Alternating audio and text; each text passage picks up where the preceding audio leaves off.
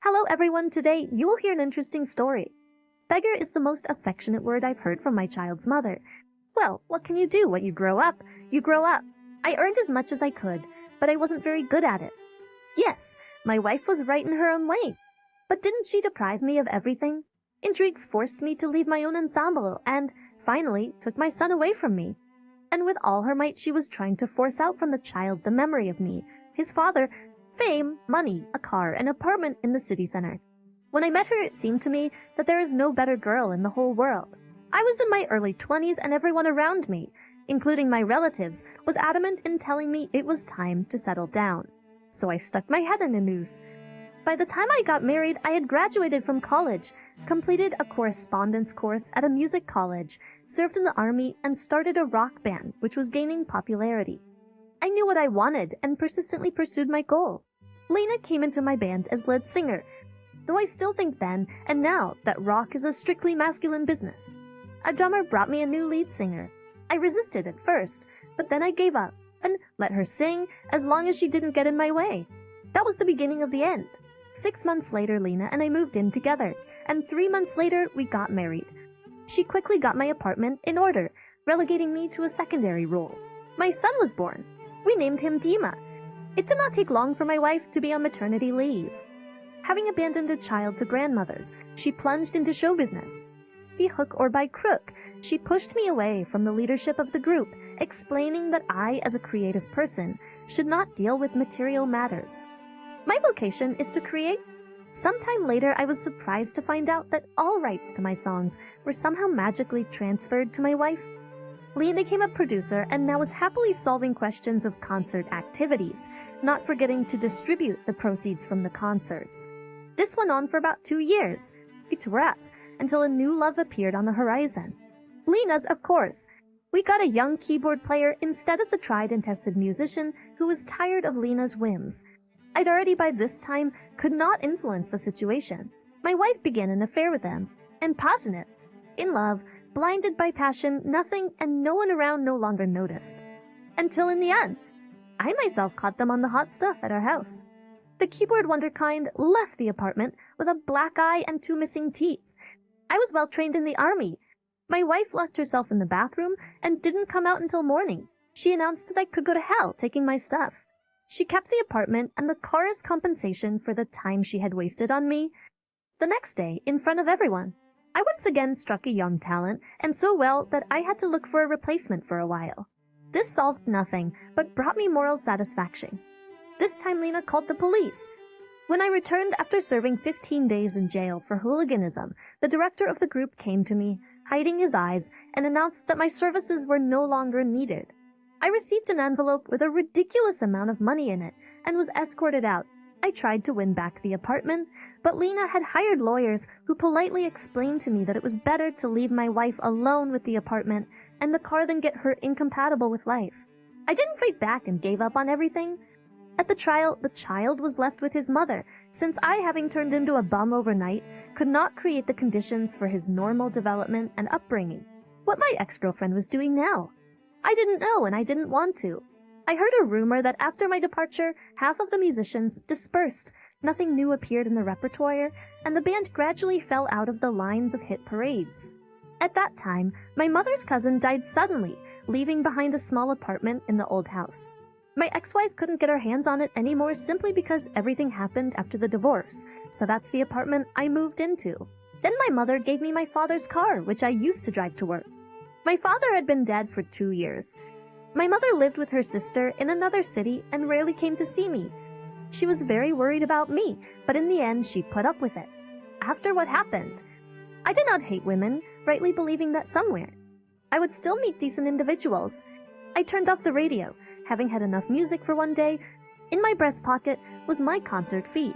I wasn't far from home when an oncoming car blinded me with its high beam, and I didn't see a blurred shadow detach itself from the snowdrift that stretched along the sidewalk. Suddenly the shadow swayed and fell right under the wheels of my car. I involuntarily hit the brakes and turned the steering wheel sharply. The car skidded and bumped into a snowdrift with its right rear fender at full speed. My heart was pounding like a machine gun, and my ears were filled with the screeching sound of brakes. All my life, ever since I'd been behind the wheel, I dreaded this. Not the collision with another car, but the impact of iron against living flesh. I sat there afraid to open the door. Had I hit it or not? Finally, I got out of the car and looked out at the road. At 3 feet from the sidewalk, a woman was trying to get up. I could not see in the dim light of the headlights whether she was hurt or not. I ran up to her. "Are you all right?" Holding the injured woman under the elbow. He asked. "I'll call an ambulance." "No ambulance," said the woman, trying to get to her feet. "It was my own fault. I felt sick, dizzy." "I am so sorry." She tried to walk, but she staggered and almost fell over. I could hardly catch up with her, and she was trembling all over. Well, of course, the shock of nerves. The stranger turned around and, burying her face in my jacket, suddenly began to sob. I pressed her to me and stroked her back. "Where do you live? Let me take you." I tried to speak as gently as possible, afraid to scare the woman. "Oh no, not home." She shrank back as if struck by a blow and trembled very finely. I carefully led the woman to the car and opened the back door. "Don't go home." "I'm all right. I beg of you." The stranger clutched at my jacket with both hands. "Don't," she repeated like a spell. Then where to? To be honest, I was beginning to tire of her. I wanted to get rid of the woman and go home. I had a hard day today, and I wanted to relax and unwind. In other words, just get drunk. The woman suddenly stopped talking. She lifted her head and looked me in the eyes. "I don't know.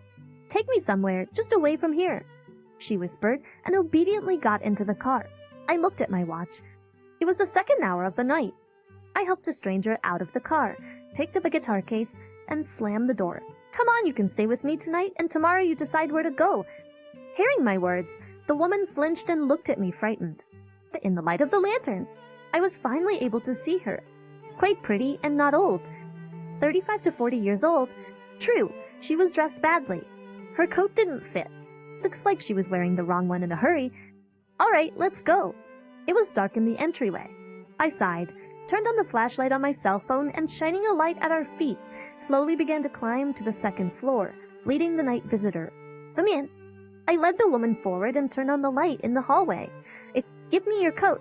I carefully hung the clothes on a hanger and led the woman into the room. I lit a desk lamp quickly and stoked the stove. Soon it got warm in the room.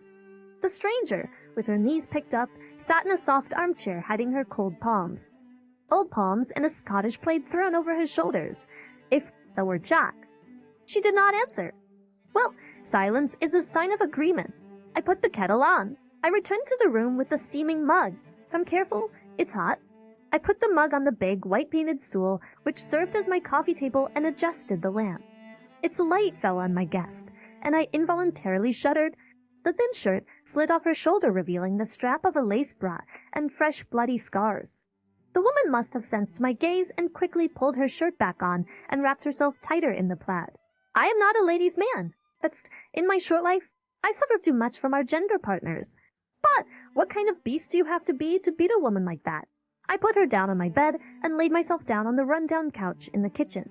I couldn't sleep for a long time. That bloody scare gave me no rest. Several times I smoked through the window, and a couple of times I tossed birch logs into the stove. Only in the morning did I manage to fall into a shaky, anxious sleep.